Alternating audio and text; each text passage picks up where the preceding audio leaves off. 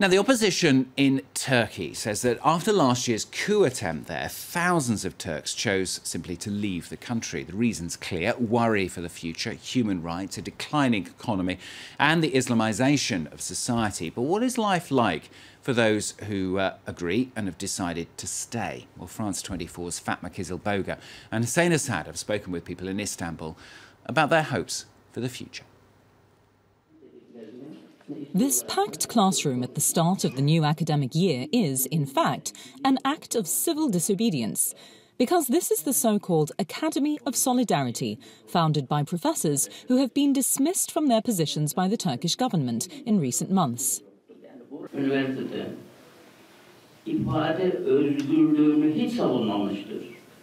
Their crime?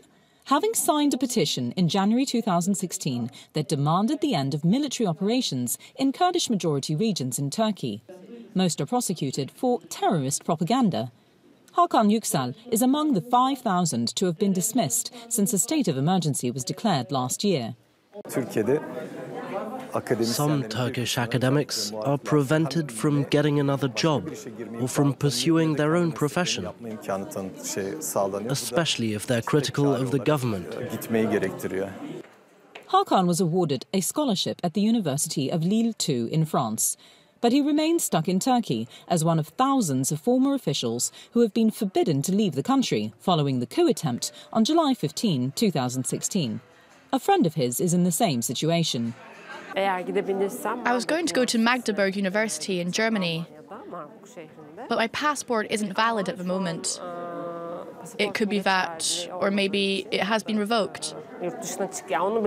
I might be forbidden from leaving the country. Whatever the reason, I can't leave.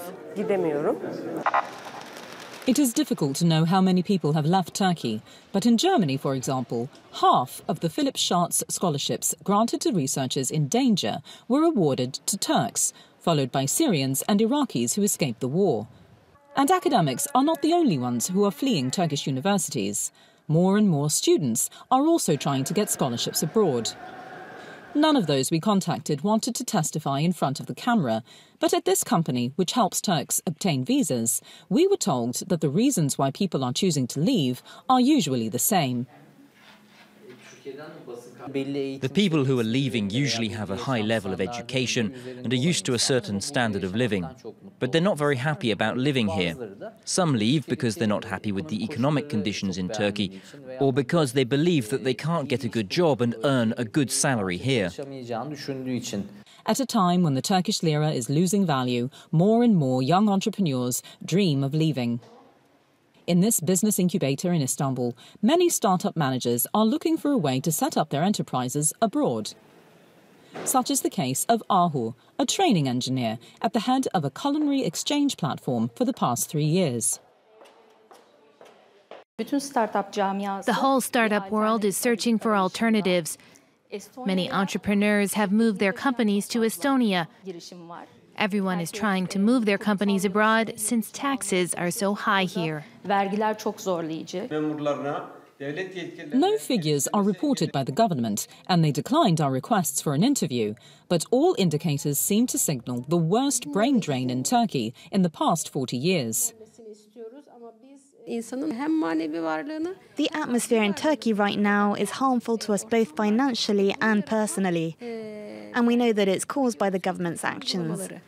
We're not in a position to try to change their minds, but unless something changes, the brain drain will continue. People will leave for social, economic or political reasons. I believe that the number of people leaving will grow exponentially. Nevertheless, Ahu feels sad at the thought of leaving Turkey. She studied at international schools and always had the option of moving abroad. But until recently, she was opposed to the idea.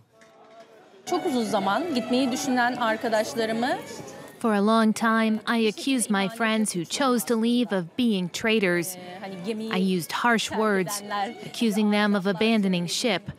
But life has proven that they were right. In various speeches, Turkish President Erdogan has stressed the need to counteract the brain drain. But for now, no strategy has been announced by the government to try to dissuade Turks from leaving.